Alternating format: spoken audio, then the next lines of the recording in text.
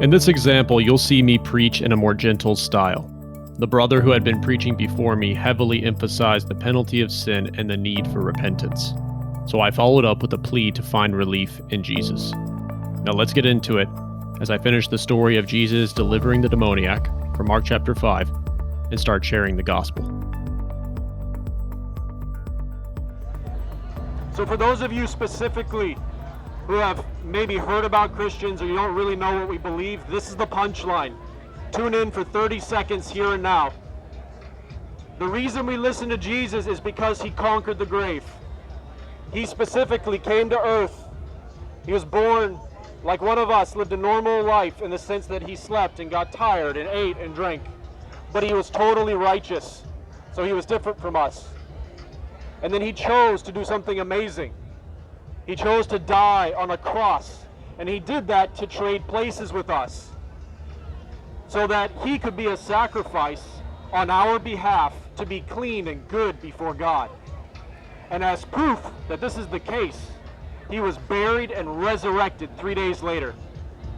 This is the grand and greatest miracle of Christianity, that Jesus was risen from the dead to display his glory as the one who can save us, making us forgiven and righteous before God. That is the gospel message. And what we must do to receive this gift is called faith. Now, I don't mean just believe in your head. I don't mean just acknowledge a fact. When I say faith, what I mean is an act of trust. In the same way that when two people get married, they trust each other, that kind of commitment is there. It's the same with Jesus. You have to understand that there's a commitment and a trust to one another. And the commitment that we must make internally is to believe that he died so that we could live. That is the kind of faith that I'm talking about. And undoubtedly, there are some of you here today who are hearing this and you're thinking, yeah, maybe you're right. And for you, I would say, please, get a Bible, read the book of Mark for yourself so that you can confirm what I'm telling you. And tell another Christian who truly loves Jesus that you've decided to follow him. They would take joy in helping you learn more about Christ and learn more of what it means to turn from sin and to grow in following him. Now, likewise, there are surely many of you who just tune me out and you're thinking, nah, I don't want anything to do with this. I'm trying to have my day. Fair enough. But I want to plead with you because I know that some of you may resonate with the story that I told earlier. In the story, there was this man who's in the tombs, right? So there are three kinds of people that I have in mind. One person may already know that the occult is real. And so if you're listening right now and you mess with spirits, you do the whole thing with the Ouija board, or you try to make contact with the other side, I want to lovingly warn you, that is a bad idea. They may seem good at first and give you what you want at first, but they will leave you like the man in the tombs, possessed with your life in shambles. And Christ is mighty to save from that. So if you're in that position, turn from that and turn to Christ. He is mighty enough to overcome any and all bondage to spirits that you may have experienced. Now, there may be another group of you. You listened to the story I told earlier and how the guy was in the mountains and he was cutting himself because he hated himself. And maybe that's you. And I know that there are people like that because I was once like that.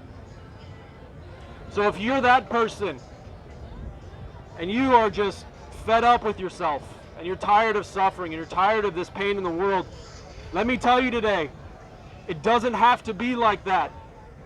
You don't have to stay the way you are. You could be so much more. And yes, I have to tell you the truth. God does hate all the evil things that we do. But that is why Christ is so amazing and glorious. In spite of who we are, he will still condescend to our level and help us. He will help us in the ways that we need most, in the ways that we can't help ourselves. So flee to him if that's you.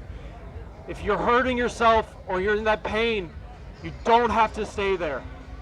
You can turn to Christ. And last, if you're like the guy in the tombs and everybody in the town pushed him away and made him live in the cemetery and made sure that he didn't come around the group, if that's you, and you're the one that's been pushed away by your friends and family because no matter how hard you try, you keep hurting them, you keep screwing up, you don't feel like you're worth the energy, and you don't feel like, maybe just to put it bluntly, you feel like Jesus would reject you.